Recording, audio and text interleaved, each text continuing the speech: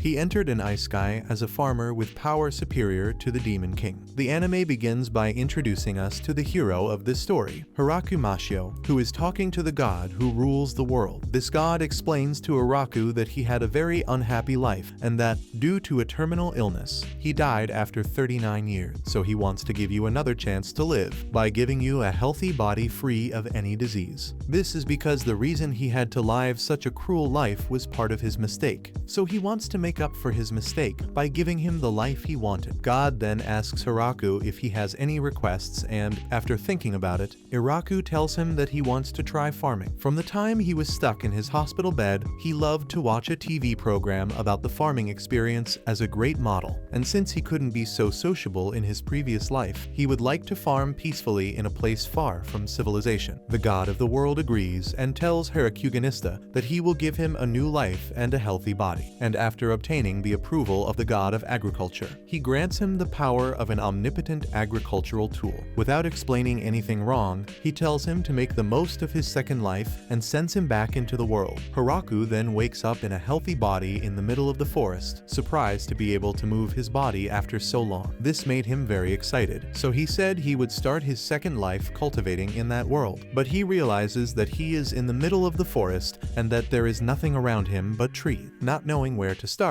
he remembers the omnipotent agricultural tool he had mentioned to the god. As soon as he thinks of this tool, it magically appears in his hand. When he uses it, he realizes that it has some kind of magical power, as it can cut through hard soil and tree roots without any problem, turning everything into perfect soil for growing crops. Even so, Hiraku focuses on trying to find food and water, so he spends his time looking for a river or something to eat. Unfortunately, he doesn't find anything, but instead finds a huge tree in the middle of the forest. As it is a great point of reference, he decides to set up his base there. And since he couldn't find any rivers or ponds nearby, he decided to dig a well using his omnipotent farming tool. Fortunately, this special tool takes the form of any tool he can think of, except complicated machines. So, with a shovel, he manages to finish a well in no time at all and discovers that he doesn't feel tired at all. When he finally finds water, he decides he needs to look for food, but realizes he's not hungry, so he starts to build a proper base using his omnipotent agricultural tool, which makes his job much easier. Before long, he manages to clear the surroundings of the huge tree, but he can't find anything edible. Seeing a tree on the way, he decides to turn his tool into an axe, planning to cut it down carefully, since it's on the way to his cultivation area.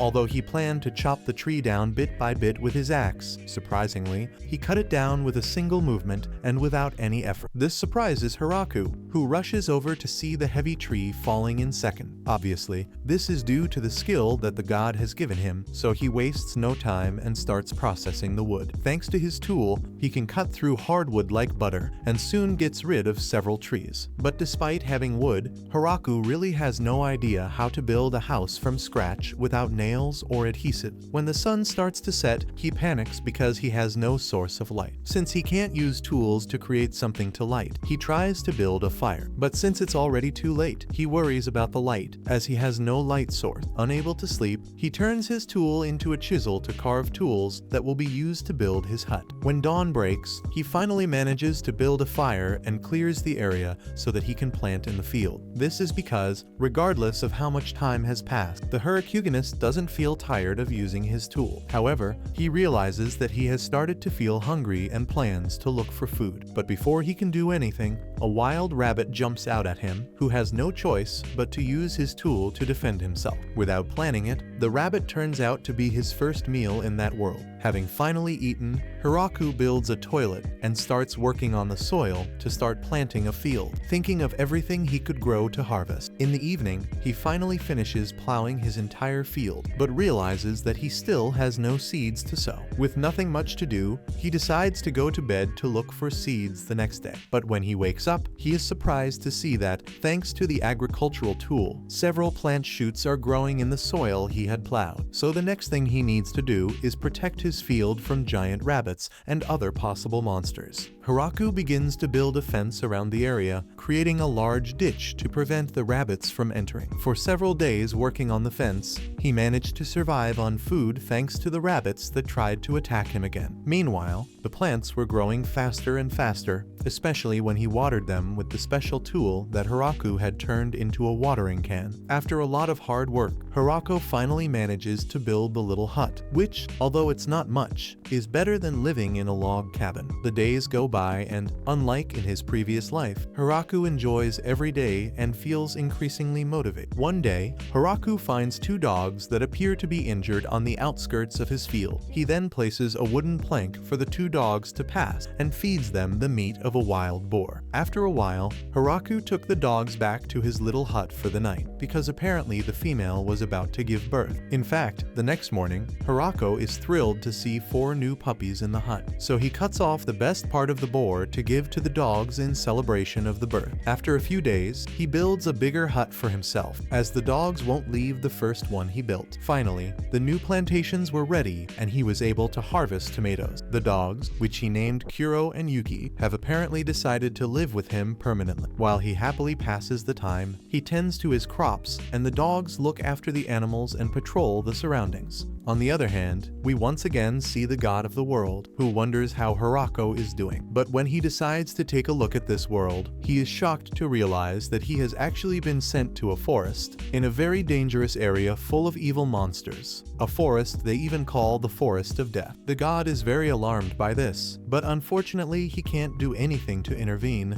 as it would be a violation of the rules. However, after a while, Hiraku's plantations evolve, and he realized that in order to sow, all he has to do is think about the fruit or vegetable he wants while sowing the soil, and that's what will grow there, without the need for seeds. He also planted fruit trees nearby, even though he knew they would take longer to bear fruit. The food also improved over time thanks to the vegetables, although he couldn't get any salt. Then one day Hiraku noticed that the dogs had horns on their heads, but he didn't take much notice because he was in a different world. Thanks to the dogs, Hiraku could explore the forest without getting lost. So one day he finally reached a river. So he planned to create a path to connect the river water to his house, even if it takes a long time, because the river is a 30-minute walk from your house. Even so, Hiraku focuses on expanding his farmland, planting wheat, sugar cane to make sweets and other necessities. He soon realizes that it's getting colder and understands that winter is coming, so he needs to get organized. He tries to use the skins of the giant rabbits to protect himself. He just collects food for the winter and survives by running away from the hut. But one day, his dogs come across something unusual, and when Hiraku goes to investigate, he finds a giant black pillow, or so it seemed, and, to his great surprise, he realizes that it really is a giant spider. She is very good at creating fabrics with her web. This spider starts living in the giant tree, feeding on the potatoes that Hiraku gives it, as this is its favorite food. In addition to fabrics, Hiraku discovers that the spider also knows how to make clothes to perfection and even turns animal skins into a coat, which is very good for winter. With leaves and fabrics, Hiraku can make a bed to sleep in, as well as curtains that block out the wind and other things, making your home an increasingly civilized place. As the spider settled in the big tree, Hiraku decided to give it a name and christened it Sabaton. While the dogs take shelter in their own hut, the spider hibernates in his tree and Hiraku stays in his hut all day by the fire, feeding on unsalted vegetable. Despite his quiet lifestyle, Hiraku can't help but feel very lonely, as he can't even remember the last time he spoke to someone and worries that he may have forgotten how to talk. Finally, the cold begins to dissipate, melting the snow, and spring arrives. So Hiraku finally leaves his house, and after a few days, he realizes that something is happening to the puppies, who have clearly grown up. One day, the cubs enter the forest, leaving the place where they are, and Hiraku can't help but feel joy and sadness at having raised them and seen them grow up so well and so quickly. To her surprise, a few days later the chicks returned, all of whom had apparently gone into the forest in search of a mate. Suddenly, Hiraku came across another surprise. The spider appeared with a group of babies, so all the animals that used to live with Hiraku now have their own families, which makes him feel a little jealous and a little lonelier. Hiraku is still happily planting crops and is also expanding his fields. After all, he now has a lot of mouths to feed. However, his work is interrupted by his watchman, who warns that there is an intruder nearby. Hiraku knows that this is the alarm they've set, so he rushes off to investigate whether it's something dangerous.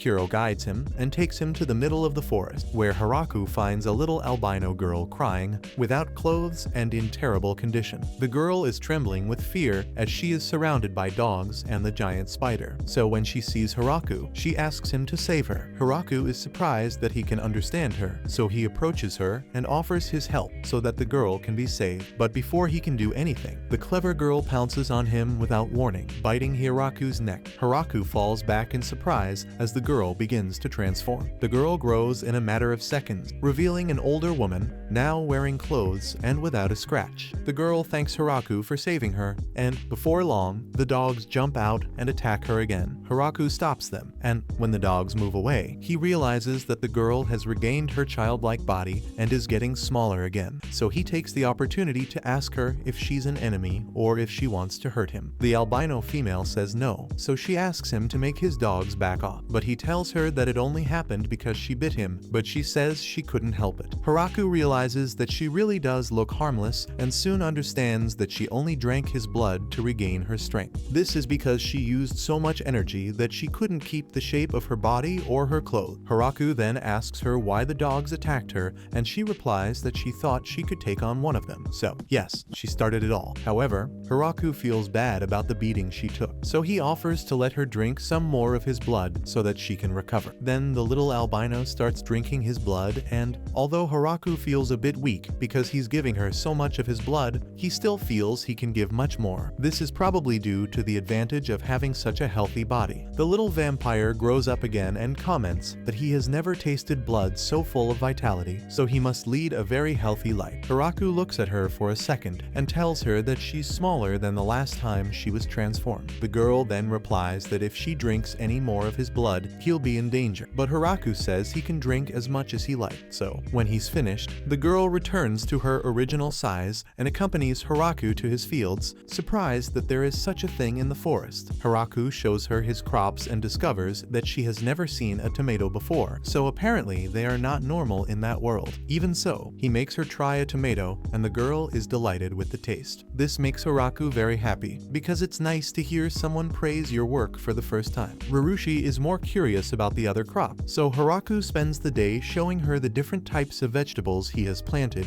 and spends a pleasant afternoon with her. At night, Hiraku learns more about the girl. For example, the fact that her name is Rurushi and that she is a vampire who can use magic. In the hut, Rurushi was taking notes on everything she had learned, as she is researching medicinal plants and never imagined that she would be able to learn about so many new things and species in one day.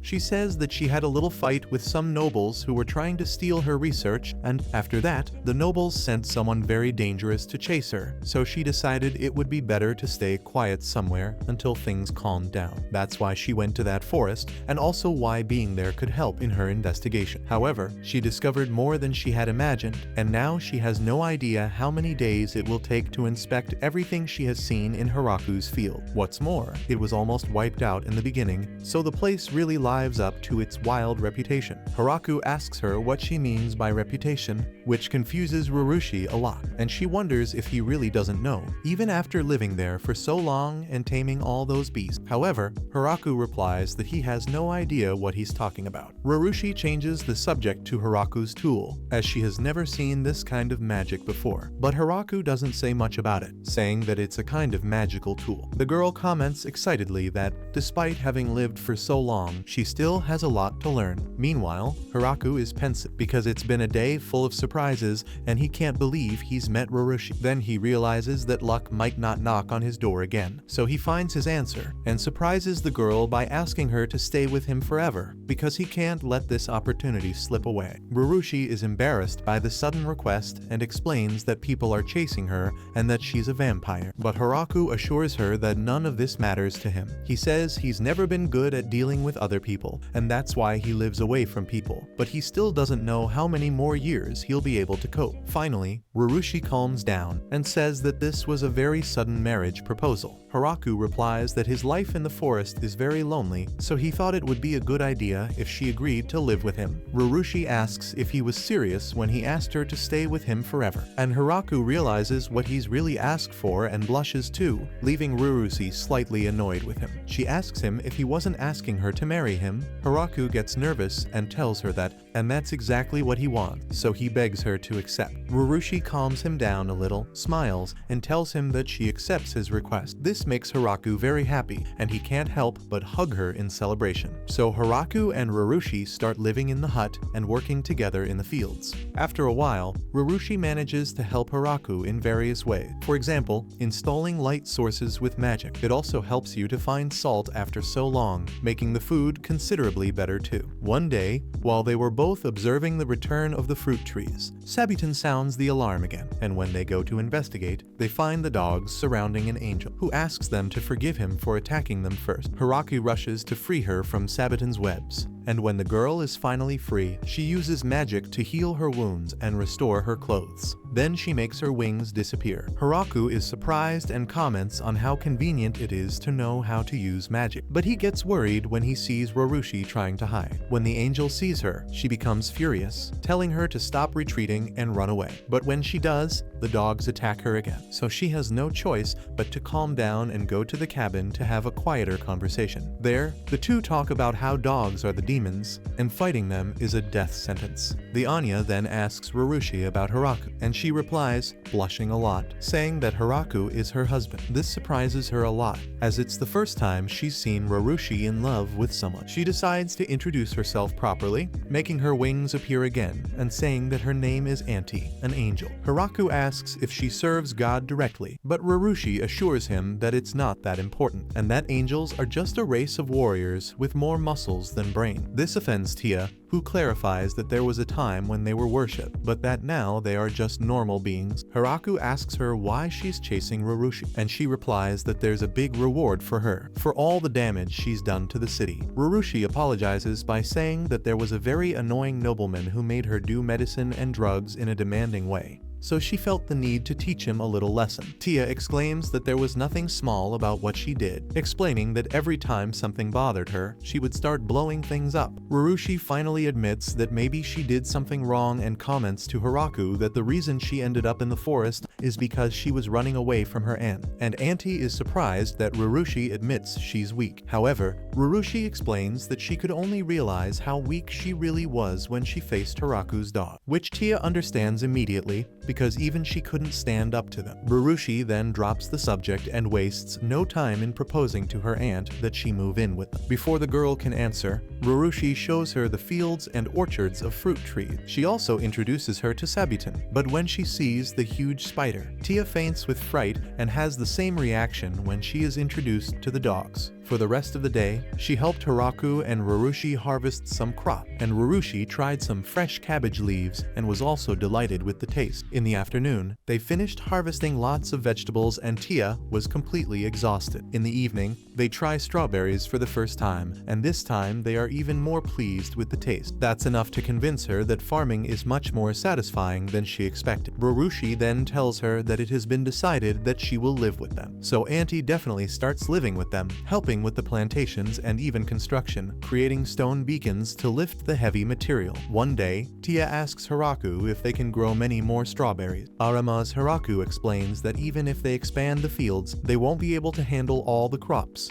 as they are working at maximum capacity. What's more, if they grow too much, they may not be able to finish eating everything they harvest. As they walk, they find more puppies, as Kuro and Yuki's children have had their own children, forming a large family of dogs. And since the hut won't be big enough, Haraku decides to build a dog area next to the orchard. In the meantime, several of Sabitan's children also set off on a journey, so that only a few of them remain. Tia also decides to leave, making it clear that she won't be gone for long, and leaves the place without further ado. Days later, she returns with 7 girls, explaining that they are all high elves who used to live in a village to the north, but most of their people were exterminated after they were drawn into the human war, so their race dispersed, years, and so they wander the earth in search of a place to settle down and call home. For this reason, Tia asks Haraku to allow them to live with them too, promising that they are very good and hard-working. Rurushi tells her that this is a good idea, because the High Elves are a very talented race and they are all very young. One of them tells him that she is the oldest and is a little over 400 years old, while the youngest says she is around 300 years old. Haraku allows it, but says they need to get along with all the different companions who already live there. The girls are very happy about this and make it clear that they have no problem with it, but they also faint when they see that the companions are Sabuton and the dog. For days, they worked on building a new, bigger place, because all 7 of them wanted to live together. Fortunately, they all knew more about construction than Haraku, and as construction progressed, the girls were surprised to see that Haraku could cut down giant trees without any effort. They worked together and Haraku learned a lot from the girl, progressing further and further in the construction. So, after 10 days, they managed to build a much bigger and better house than Haraku's little hut. Haraku feels a little envious of their house, but is happy that he now knows the techniques of the High Elves and can rebuild his own hut. Once the girls have settled into their new home, they spend their days helping out in the field. They tell Haraku that,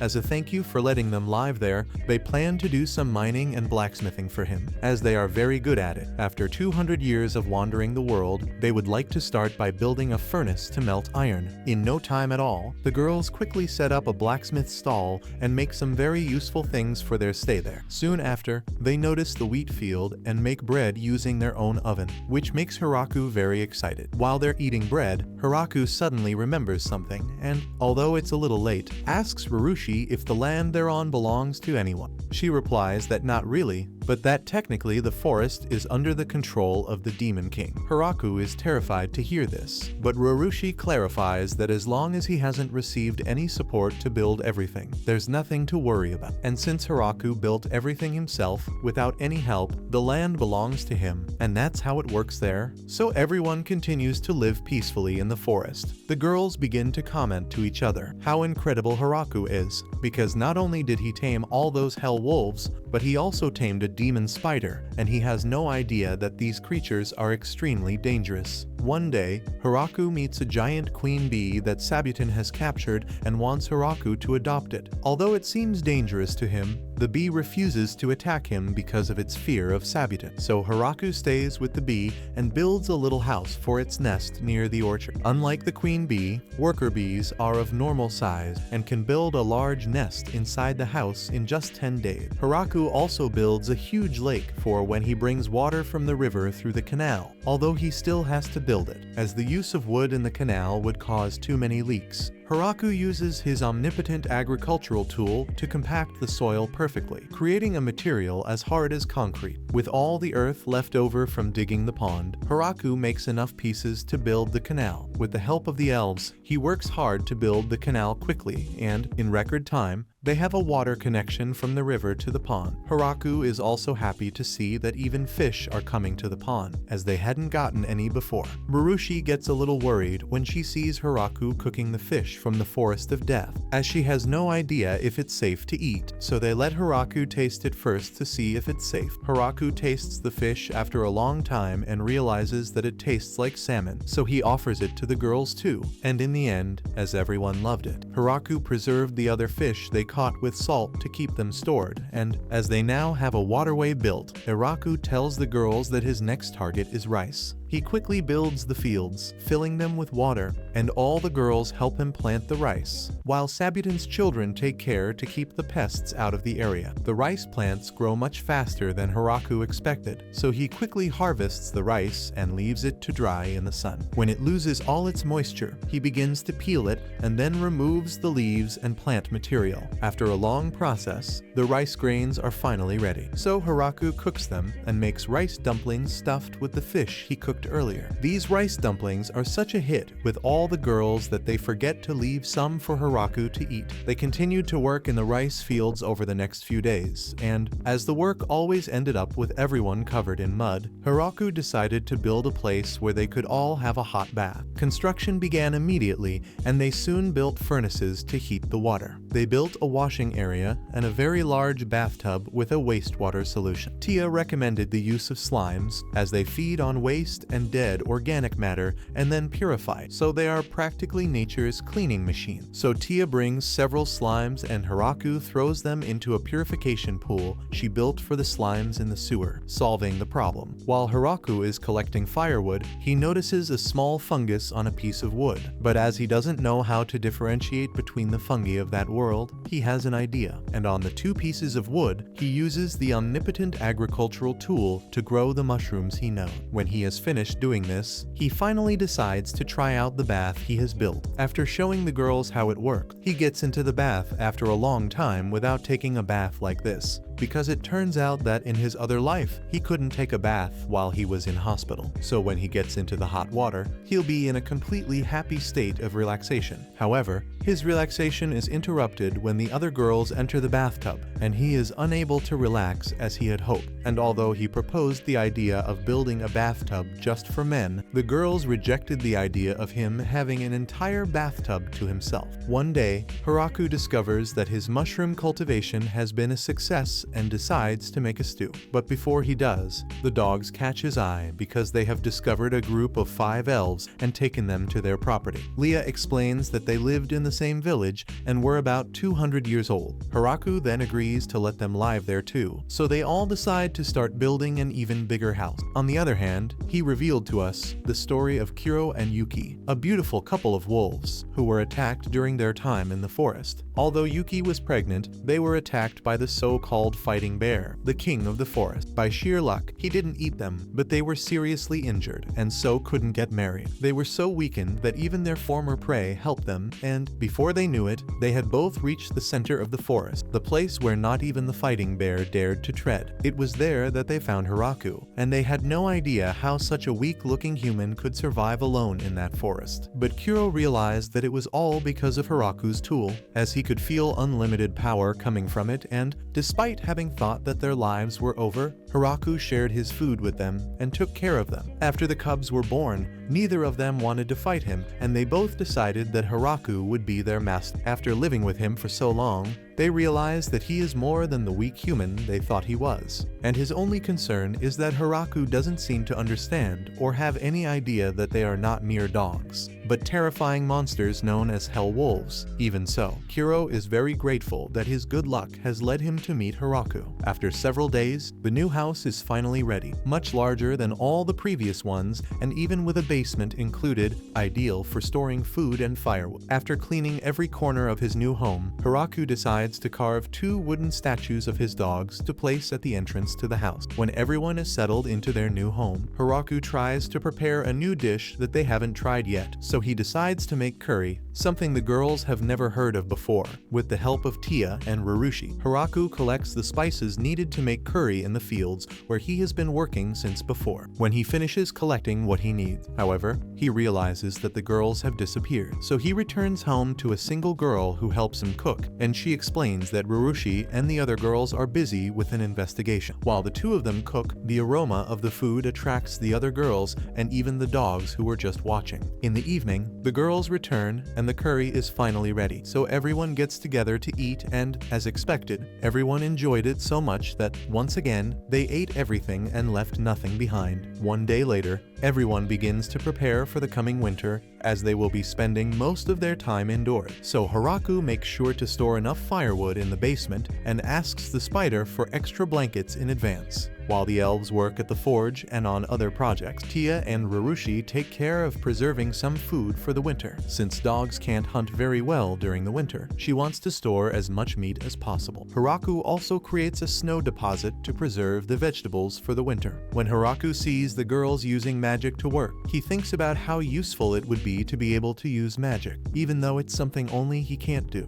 At night, he talks to Rurushi, who explains that he can't use magic without studying it, even if it's its basic magic. Hiraku admits that he's seen magic used so easily that he thought he could too, but no matter how many times he tried, he never succeeded. However, Hiraku expresses how happy he is to have their help, as they are amazing and all he has been doing is tending the garden and cooking. Upon hearing this, Rurushi makes him feel better by saying that he really is the most incredible of them all, as no one could have lived in this forest for as long as he did, making him the first and only one who has. When winter comes, Hiraku carves wood to make board games, as they need entertainment while they stay indoors. After explaining the rules of various games, most of the girls start playing, showing their competitive side. Even Kuro helps out with a few games and plays his own game of chess against Yuki. Hiraku is surprised that the dogs understand each other's rules, and although he finds it cute at first glance, he senses a frightening energy coming from them. Even Rurushi tries to play against the dogs, but ends up suffering a crushing defeat.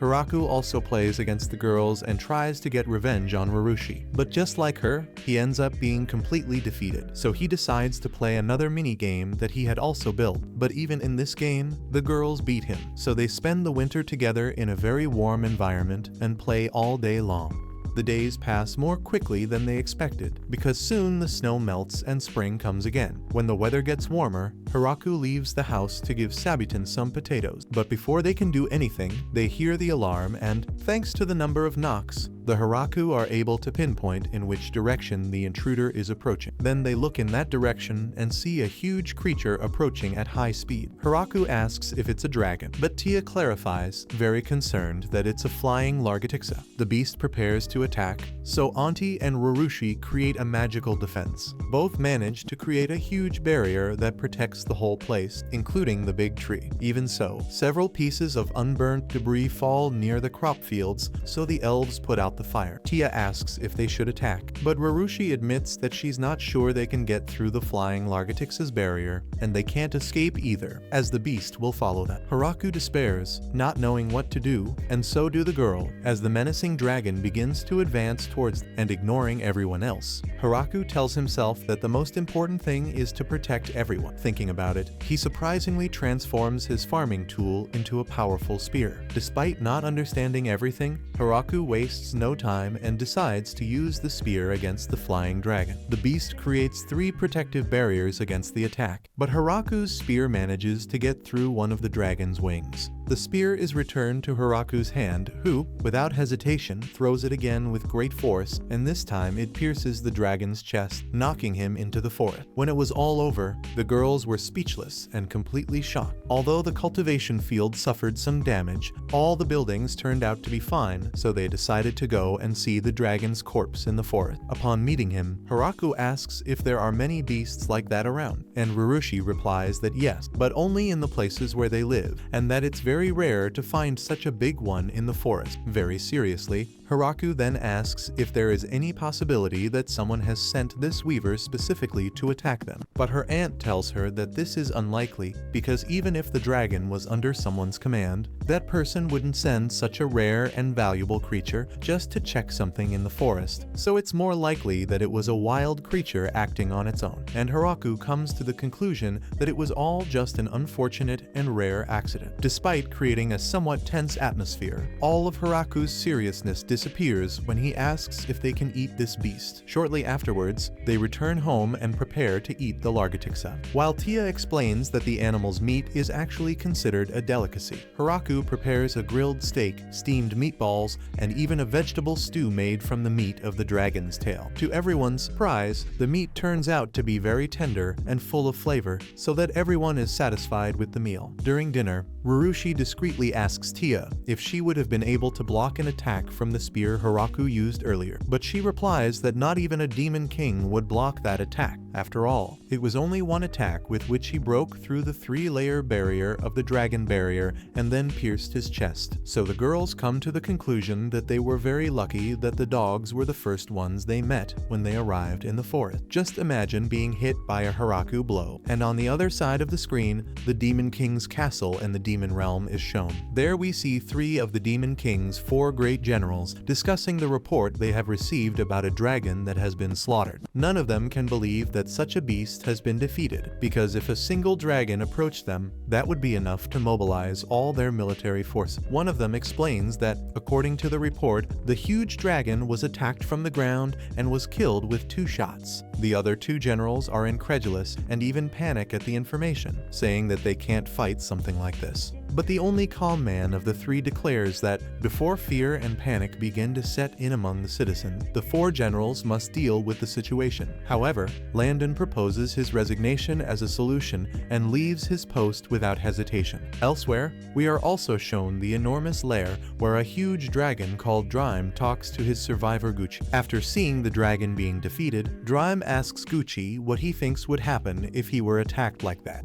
Gucci doesn't hesitate to say that this kind of attack would probably wipe him out in the blink of an eye, so it would be foolish to attack. The news about the dragon causes panic elsewhere, and the next day, Hiraku calmly wonders what will go best with the dragon's meat, and decides to make wine with the grapes he had. One of the girls is very excited to help him, because apparently wine exists in this world and is something very precious. After picking a lot of grapes, the girls crush them in something that the Hiraku built specifically for this purpose. Meanwhile, Hiraku was in charge of replacing the barrels as they filled up. The barrels were built by the elf who knows how to make airtight containers. Her name is completely unknown to me, as there are so many elves in this anime that I've avoided memorizing it. The girls start to walk on the grapes, but Auntie ends up falling, so the elves propose singing a song that they loved in their village while they were working together. This helps them synchronize, and they have more fun this way, so much so that Rurushi joins them, taking Hiraku with her. After a lot of work and fun, by nightfall, they finally finish with 16 barrels in total. Meanwhile, the god of the world watches them and shows the goddess of agriculture how much fun Hiraku is having and asks her to forgive him. However, the goddess of agriculture is furious and refuses to forgive the god because he has mistakenly punished the soul of an innocent human and tried to save it by hiding it in the most dangerous forest to pretend it didn't happen. He also gave her a replica of the sacred spear of agriculture. The god tries to apologize by saying that, for the time being, he is only using it as an agricultural tool, but the goddess exclaims that she never told him she would give that to a human. More angry than before, she tells the god that this spear should negate all of Hiraku's magic and ability, and drain all of his vitality with its use. Even so, the god says that Hiraku is fine, thanks to the super fast recovery abilities and healthy body he gave him. Despite this, the goddess exclaims to the god that, as punishment, he will have to sit in a fixed place for 300 years. Back at the Hyracugonists, after the Sabaton sounds the alarm, he meets a little vampire girl in the forest. Rurushi is surprised to see her and recognizes her as her sister. Shortly afterwards, she is taken home and explains that, after hearing that the infamous killer Angel was chasing Rurushi, she decided to follow her there. But Hiraku tells her that Anya had already met Rurushi before her and that she could relax and stay with them for a while. Flora looks at him and comments that she finds it hard to believe that he is her sister's husband, because something doesn't add up. But when she feels her sister's cold gaze on her, Flora freaks out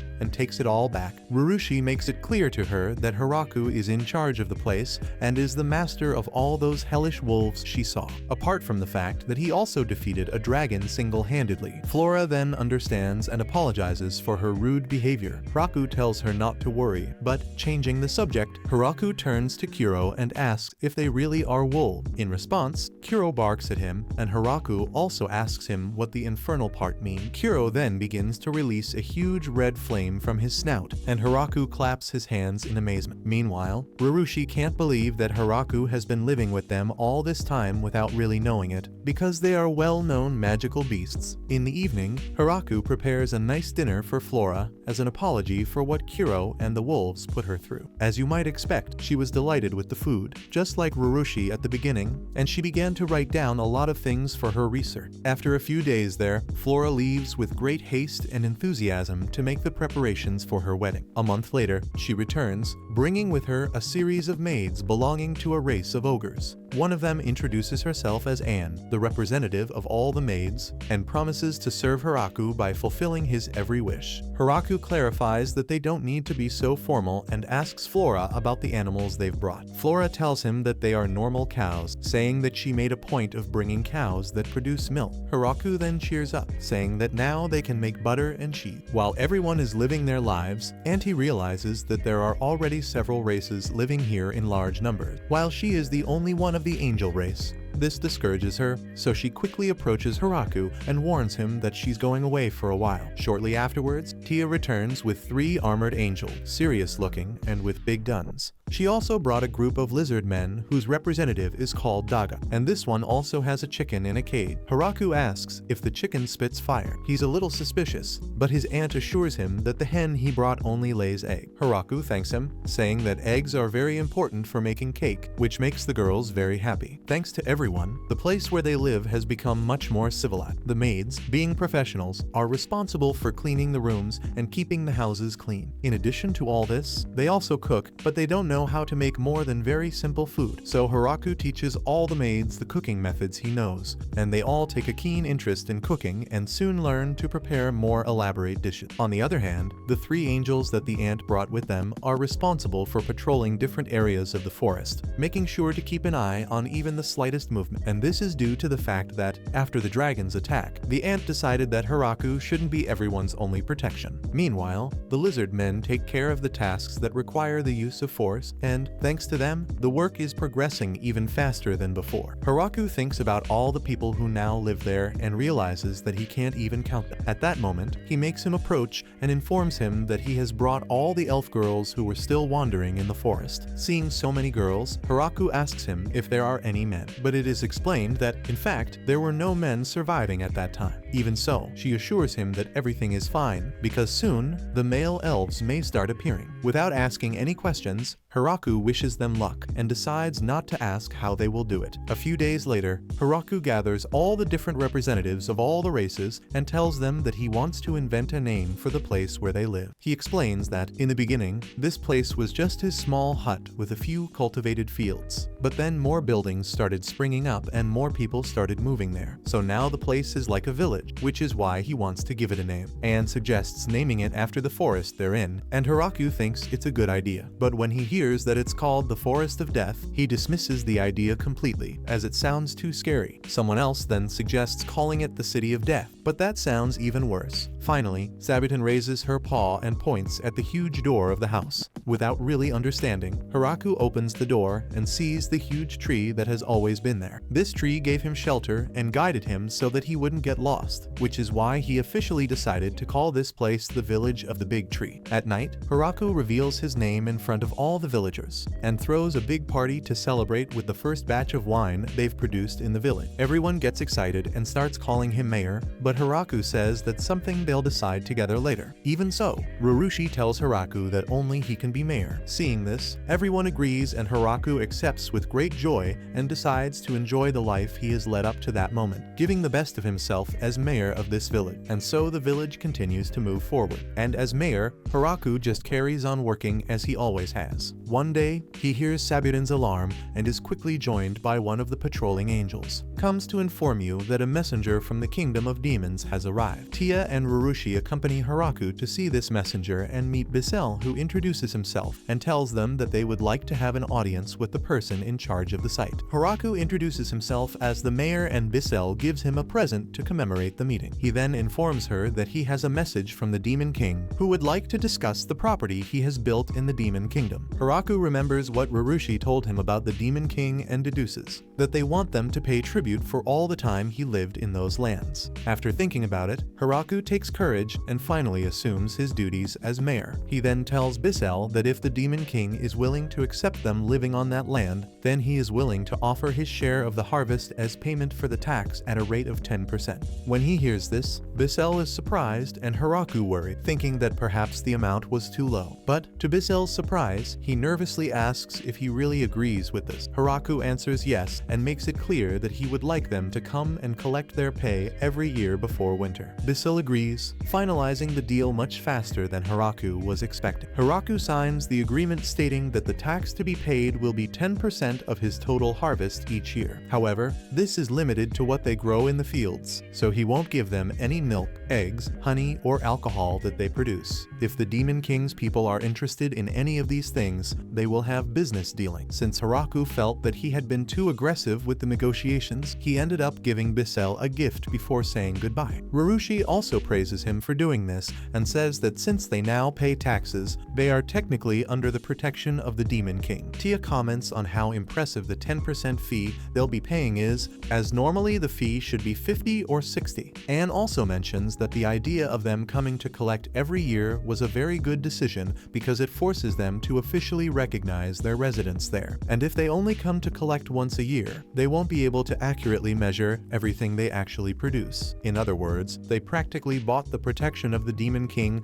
with a lower royal tax of 10%. Rurushi then cheers up because, in addition to all this, Bissell has given them the all-powerful medicine that works if applied directly to a wound, something apparently very valuable. Meanwhile, in the Demon King's castle, the generals talk to Bissell and can't believe that the people of the Great Tree have submitted to his military forces, even though they have the strength to defeat a dragon. Landon can't believe it either, and says they must have some ulterior motive. Bissell made it clear to him that he had the same suspicion, but that he still had no choice but to accept their terms. After all, the vampire princess and the angel of annihilation were there with the mayor. The man is shocked to hear this and asks fearfully if he is referring to the great sage Rurushi and the strongest of all the angels. Bissell confirms this and clarifies that this is not all, and that there was also an army of high elves and a pack of hell wolves, and that the group that led them to their leader was the trio of killer angels, something that made him think that his life was over. And despite all this, the mayor suggested that they stay under the protection of the Demon King, something he couldn't refuse, otherwise they would have become an enemy force. The generals begin to tremble with fear, but their attention is drawn to the gift that Irako has given them. When they open it, they see apples and fruit they've never tasted before, and they're the first to try them, and they're surprised by how good they taste. However, Bissell's attention is drawn to the web wrapped around the apples, and, terrified,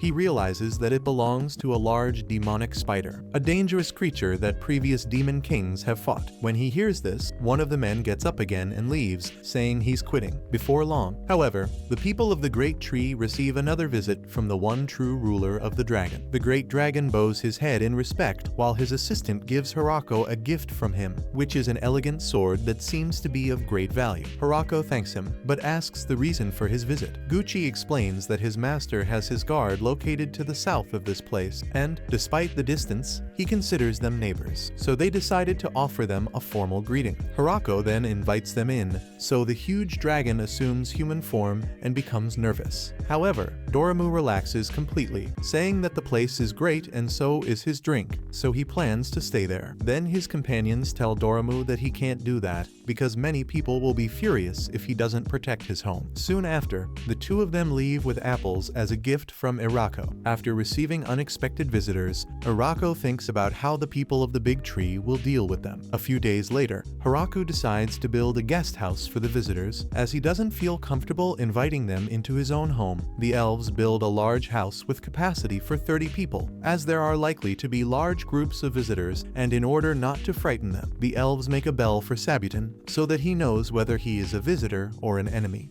They have also set up a welcome group with several people to keep an eye on visitors, in case an enemy infiltrates pretending to be a visitor. In the meantime, Flora will be in charge of keeping an eye on visitors who stay until nightfall, as she is a vampire and has no problem going without sleep for several days. All the preparation is put into practice sooner than expected, because soon afterwards they receive a visit from a group of beastmen. One of them makes it clear that he wants to establish relations with the people of the big tree. After receiving them properly, they listen to what they have to say. The group explains that their village has been having problems lately and that trade between them has become unstable. For this reason, they are looking for someone new to do business with and have gone there because they heard about a village that has entered into a partnership with the Demon King. The next day, Gulf talks to Hiraku and tells him that they have products made from the ore they mine in their village. These products include paintings, silverware, glassware, and other things they would like to exchange for food. When he sees everything they offer him, Hiraku gets excited and says he wants it all and is willing to give them his crops in exchange. Thus began his business relationship with the furry people. After that, Haraku convinces Doremu to take all of them and carry the goods in exchange for a gallon of wine. A few days later, they return from the village of Yador, having exchanged everything. She reports that the mayor of the village of Yador asked if someone from her people could come and live in the village of the big tree. In total, there are around 20 women, and as they still need more people to work, they go there on the condition that they send at least 2 young men, since the population of the village of the big tree is almost entirely made up of women, and Haraku can't stand being the only man. A few days later, the girls from the Yador village arrive, but when they introduce the boys they've brought, Haraku realizes there's been a misunderstanding. The 3 youngsters are small children, so he has no choice but to welcome them into his village. The new inhabitants soon adapt to the village, although some of the new girls still faint at the sight of Sabuton and the wolf. Haraku notices that one of them is using magic and realizes that absolutely everyone there can use magic, including the wolves and Sabuton. Once again, he comments that he's the only one who can't do it, but Sina, one of the new girls, tries to cheer him up by saying that the boys can't use magic either because they haven't learned yet. Haraku thinks to himself that even they will soon surpass him, but he still concentrates on the things he can do. Suddenly, the sound of an explosion and a tremor distract him, and before long, Grandmaria appears and informs him that a verbear and a bloody viper are fighting in the northern area of the forest. The ground is shaking more and more, which worries Grandmaria because if they continue like this, they could affect the city, and it would be very dangerous to get involved without a plan. Haraku thinks calmly, and after a few seconds, asks Grandmaria if the creatures they are fighting are edible, and the angel says yes, and despite the apparent danger, he simply says that he's always wanted to know what bear meat tastes. When he arrives, he finds a giant snake fighting the enormous king bear of the forest. The Grandmaria suggests that they seek help immediately, but Haraku tells her that they can shoot them down quickly. The angel obeys, and Haraku easily defeats the beasts with his spear. Seeing the corpse of the huge bear that attacked him, Kuro stares at it, apparently stunned, as he realizes Haraku's great power. The 3 angels are also in complete disbelief, because even they couldn't bring down such a monster with a single attack. Upon returning home, Haraku prepares a wine stew with the bear's meat and fries the snake's meat, which ends up tasting like moldy shoe. Then a group of elderly people released by a man called Donovan arrive as visitors. Donovan comments that they have heard that he has high-quality alcohol in the village of the big tree, so they would like him to share some of his wine with them. In return, they can make alcohol using other products from their fields, as they have spent their lives studying alcohol production and have the technology to do so. This is enough to convince the girls, and before long, Donovan and his men get to work producing the alcohol. After the whole process, Donovan gives some freshly distilled corn whiskey to Haraku, who is surprised to see how strong it is. After a while, Donovan and his men end up staying in town, working as brewers, so he throws a celebratory party with the new alcohol.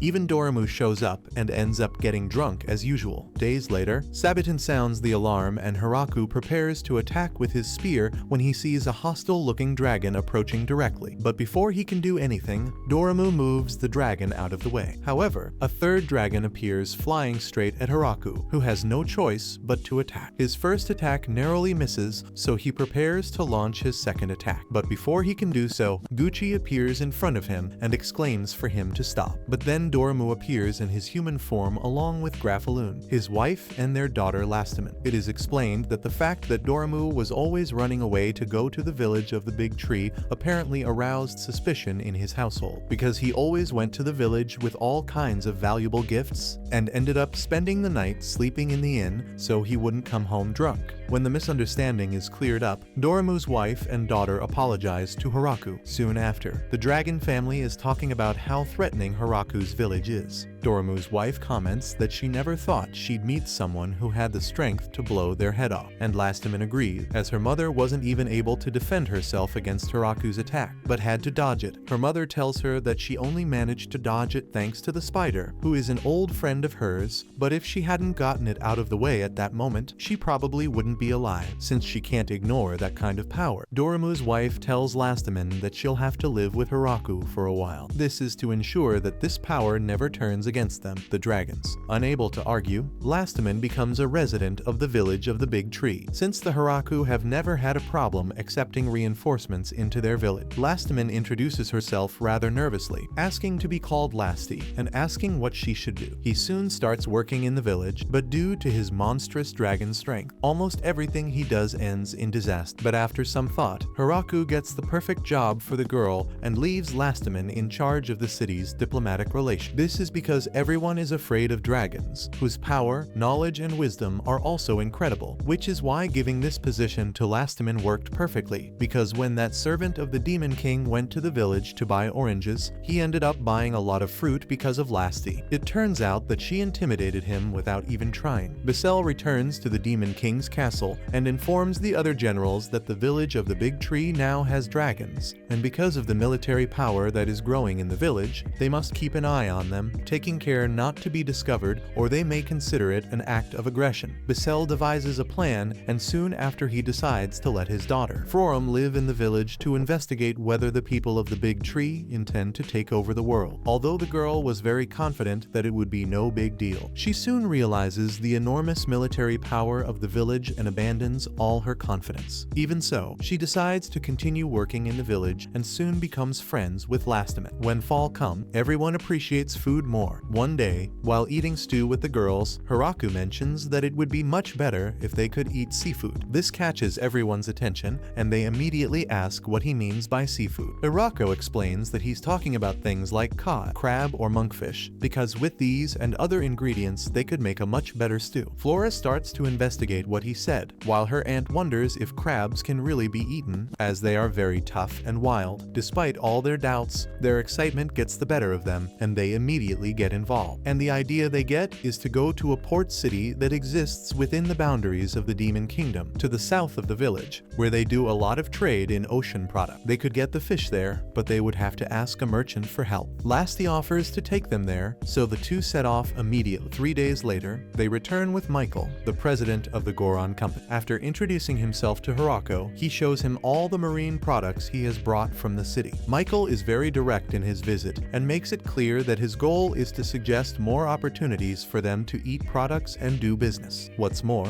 he proposes to become the official government supplier to the people of the Big Trees, which means he wants to take care of all the trade between them and the outside world, as he can get much more value by exchanging the valuable products they produce. Tia and Lucy take it upon themselves to take a look at the list of products that Michael's company sells, and after discussing several important issues, Michael returns to his hometown, receiving a lift from Lasti. Hiraku comments that Michael seems to be a skilled negotiator, so it will be a great help to have him to handle their negotiation, especially if they end up making more profit from the negotiations. And although he seems to be a more skilled and calm merchant, when he gets far enough away from the village, Michael shows all the fear he was hiding. He's very happy to have survived and managed to finish his deal with that scary group. He leaves happy because it was the best deal of his life. After all this, Hiraku and the girls finally try some real seafood, which turns out to be very good. Sometime later, for the third time, a dragon attacks the village and the squadron of 3 angels is unable to stop it. Hiraku then looks closely at the dragon, wondering if it might be related to Dorimo. But the dragon stands still for a few seconds without doing anything, just looks at Hiraku and then launches a trail of fire into the forest, showing its power and practically challenging him. Hiraku then uses his spear and, in a few seconds, knocks down the dragon, causing it to fall into the forest. When he goes to investigate, he finds a girl who admits defeat and surrenders nonchalantly. Hiraku asks why she burned down the forest, but the girl can't think of an excuse. However, Dorimo seems worried and apologizes to Hiraku, explaining that she is Hakurine, his older sister. Hakurine says that it's all Dorimo's fault because she told him that one day she would give Lasti the wife of the village mayor from the Big Tree, so she decided to attack them because she wanted to see for herself what kind of person Lasti would marry. Dorimo exclaims that he probably said something like that, but only when he was drunk, which doesn't surprise Hiraku. Hiraku asks if she couldn't visit him normally, but Hakurine replies that she wanted to play with him a bit, since everyone talks about how strong he is. He also wanted to vent some of his frustration, as he couldn't believe that his niece, who was 900 years younger, had found a husband before her. Hiraku scolds her, saying that although she wants to play, she can't cause trouble for people. After being reprimanded, Hakurine has no choice but to clean up the mess she's made. A few days later, Hakurine adapts easily to the village and eats casually with Doromu as if they were in his own home. Lasti apologizes for her aunt's behavior as it's causing her a lot of trouble, but Hiraku assures her that there's nothing to apologize for. After eating, Hakurine says she's heard that there are some really fun board games in the village, so she asks Hiraku to take part in some games, followed by Hakurine, Doromu, and Lasti. And of course Hiraku decides to play Mahjong, but at the request of the Dragon Clan, they make a bet that the loser will have to take off a piece of clothing as punishment. Seeing the dangerous competitiveness of the dragons, Hiraku gets worried and has the feeling that everything will go wrong. Soon after, his concern increases when he realizes that the dragons really hate to lose, which leads them to start a very serious game of Mahjong. After several games, Hiraku's worries come true, as he is the only one who ends up with a single piece of clothing. Unfortunately, he ends up losing the last game and is forced to go naked. Meanwhile, in the Demon King's castle, the generals are also worried because they have received information that the ancient dragon Hakurine has been seen in the village of the Great Tree, so he now has enough power to conquer a country. The king is asked if they're standing around doing nothing, but the Demon King Galgardo isn't interested in the subject at all, and comments to Bissell that his daughter has been in a bad mood lately, since she hasn't said anything to him all day apart from good morning, so he fears she's in her rebellious phase. One of his generals tries to get back to the point and warns him that he needs to concentrate on preparing his military forces immediately. But when he tries to speak to Landon, it is discovered that he has fled, leaving only his half-written letter of resignation. On the other hand, after attacking the village of Big Tree, Hakurine decides to stay, and since she's good at it, she becomes a teacher in the village, teaching reading, writing, and math. One day, some Lamia women visit the village, carrying treasures and asking for their lives to be spared.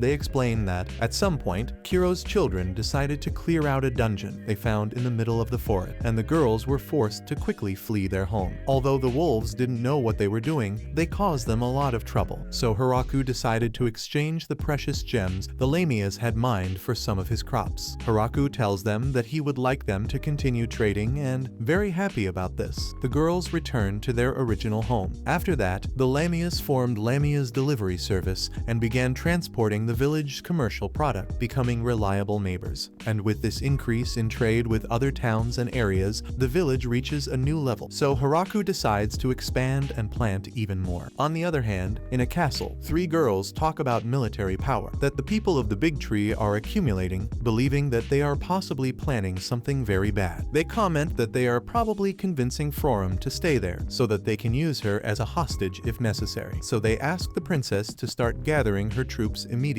before it's too late. The princess agrees, saying that they must defeat the village and save Frorum. Meanwhile, Frorum works quietly in her office, as she is responsible for the village accounts. Her father Vice visits her soon after and informs her that she is the daughter of the Demon King. Princess Yuri is gathering troops and preparing for a military campaign. Frorum is surprised and asks why the princess would do such an absurd thing, and Bissell explains that since she left, some of her followers have taken advantage of this to fill the princess's head with half-truths, and by followers she really means the three daughters of very important people who, according to Frorum, are like a trio of politically powerful idiots. Bissell reveals that the place they plan to attack is the village of the Great Tree, and Frorum gets angry, saying that they should know how ridiculously powerful that village is. After all the reports she sent, her father explains that the reports seemed so ridiculous that they were beginning to seem unrealistic, and although he tried to get the Demon King to stop everything, he is very soft on his daughter, so he did nothing. Bissell says that the princess's troops mobilized the next day, and her forces numbered 300 men. He makes it clear to Frorum that she can't stop the princess on her own, because if she does, she'll be considered an enemy of the Demon Kingdom, so they'd better ask someone from the village to defeat the princess's forces. Then they'll give up and go home. However, they can't let everyone know about this situation either, as it could end in the violent destruction of the Demon Kingdom. So basically, Frorum has to show the troops the differences between military power without actually mobilizing the forces of the people. So the next day, the maidens take it upon themselves to demonstrate their monstrous strength to the princess's soldiers, creating chaos effortlessly. Within seconds, absolutely all the soldiers surrender in terror, begging for their lives to be spared. After witnessing this, the three girls who started it all show up in the village. There, Frorum explains to Hiraku that they should live in the village in a threatening way, and the girls say that they would do anything to live there, saying that they will work as if their lives depended on it. In addition to the three girls, Princess Yuri also appears, but Forum omits the fact that she's the Demon King's daughter and doesn't tell Hiraku, saying that she's not someone who needs special treatment and that she should be put to work while she's here. Hiraku then asks Forum to show him the village, and when he leaves her alone, Forum warns that if they work honestly, their attack on the village will be forgiven. After showing them around, the trio of noblewomen talk about how ridiculous it is that people as important as them have to stay in a place in the middle of nowhere. Then, during the night, the three try to escape, but faint with fear at the sight of the infernal wolves and one of Sabaton's son. After several unsuccessful attempts, they give up completely and help Forum with the mountain of office work she has to do, becoming the girls of the town hall. Meanwhile, after getting to know the village well for a few days, Princess Yuri is very surprised, saying that she can't believe there is such a world outside the Demon Kingdom. She admits that she has always been very ignorant about the outside world, going so far as to try to bring war and conflict to such a peaceful and wonderful people. For several days, the princess and the girls from the town council spent most of their time helping to cultivate the plants and working on village activities and socializing with the children and villagers. After some time, Princess Yuri finally leaves, saying that she has learned a lot during her stay, for which she is very grateful. On the other hand, the girls from the city council lag behind, because after so long, they were delighted with the village food and the other benefits. So they decide to stay with the excuse that they still have a lot to learn, and they still have a lot of work to do. After Yuri's departure, it was finally time for the pre-winter harvests, and as a result, they harvested so much that the vegetables didn't even fit in the warehouse. Because of this, Lasti asks if she can take some crops to her father, to which Hiraku agrees without any problem. Hakurin then asks if she can also take some crops to her father, but out of pure curiosity, he asks who her parents are. There, they discover that Hakurin's parents are feared dragons who live separately in the north and south. Known to be both the emperor dragons of the north and south, Hakurin sets out to take the crops to his parents, while Lasti takes the crops to her parents. Afterwards, Lasti heads to the city to drop off the crops that will be sent there. While there, she receives a request to exterminate a monster that is attacking the merchant forest. The monster turns out to be a type of fish, which Hiraku had mentioned earlier. So Lasti gets excited and defeats the monster with ease, and then brings Hiraku some of the creature's meat, which he was given as thanks for defeating the monster. On the other hand, when Hakurin returns, she brings with her a group of mountain elves who wanted to move to this village. The group's leader explains that they normally live in the mountains, but lately they've had trouble finding food. Hiraku doesn't need to hear any more and immediately starts thinking of a plan to see where they can stay while they build their future home. This makes the group of mountain elves very happy, and before long, they officially become residents of the village. So time passes and gradually, fall disappears as winter approaches. Then, one day, Hiraku goes to Rurushi's room because apparently she hadn't been well for some time and was bedridden. Tia and Sina check on her, but after asking questions and listening to her symptoms, they come to the conclusion that Rurushi is pregnant. This surprises both her and Hikaru. Enough time passes for Rurushi's belly to grow a lot. It is explained that the village was in an uproar of joy when they found out about the pregnancy, while she ended up being the calmest about it. Hiraku ends up worrying about her every day, even though Rurushi assures him that she's fine. So Hiraku goes back to his routine, making sure things in the house are in order and protecting the crops from pests. None of the normal garden pests he knows exist in this world. Instead, there are strange black things that live on plants and eat their leaves. Fortunately, the children of Sabuton or Kuro and the others detect them easily, so they haven't caused any real damage yet, since the way to get rid of them is simply by using the all-powerful agricultural tool like a watering can, which apparently has the power to eliminate garden pests. The fields that have been expanded have become quite large, so it's now easier to control them. Even so, Iaraku is very happy to see all the crops progressing and the animals too. After all, the cows have given birth to calves. Hiraku then strives to improve the village more and more, and even builds a plot of beautiful flowers for decoration. As well as farming, he also takes care of all sorts of things that the villagers ask him for, including toys for the children, which is easy for him because of his farming tools, although he doesn't have no experience in construction. From time to time, all of them also take part in battle training, as Anne and the maid have advised in case one day they need to fight. Then, one day, Hiraku received news that there was a strange man in the village. When Iaraku goes to investigate, he finds a strange man prostrating himself in front of the statue of the god of the world for some time. Shortly afterwards, they discover that the name is Valgrafe, the progenitor of vampires and, technically, the grandfather of Rurushi and Flora. He explains that when he heard that Rurushi was pregnant, he was sure there must be some mistake. But when he saw her, he realized it was true. He was only surprised because it seems that vampires tend to continue their bloodline by forming new blood pacts, but this rarely happens. Even so, Valgrafe is happy to say that the children are a treasure. The man then apologizes for having entered the village without greeting him and explains that, at first, he was just planning to take a look and then leave, but was drawn to the statue under the great tree because it is a splendid portrait of the great creator. Haraku then asks him if he has ever met God, and Valgrafe tells him that yes, once, when he was born. He assures him that God told him to work hard, despite the fact that he would be born with a slightly overweight body. Valgrafe explains that he remembers the god, but for some reason he can't remember it, the exact appearance, and even after trying countless times, he never succeeded. Create something as close to him as Haraku did. As excited as the man is, Haraku makes it clear to him that the statue belongs to the village, so he can't give it to him. Valgrafe is visibly discouraged, but Haraku then decides to sculpt another statue for him, making him very happy. Shortly afterwards, Valgrafe thanks Haraku for making him a statue and asks Haraku to take care of Rurushi. Haraku comments that, in the end, he turned out to be an easy person to deal with. However, Flora tells him that this shouldn't be the case, as he is an incredibly important and high-ranking person in the church, something that Haraku didn't know. Valgrafe, for his part, returns to the temple after 50 years, saying that he wishes to put the statue that Haraku made in the best place. The elder in charge of the temple is fascinated when he sees the statue, saying that they must make sure that everyone knows the name of the sculptor. However, Valgrafe replies that this is not a good idea, as Haraku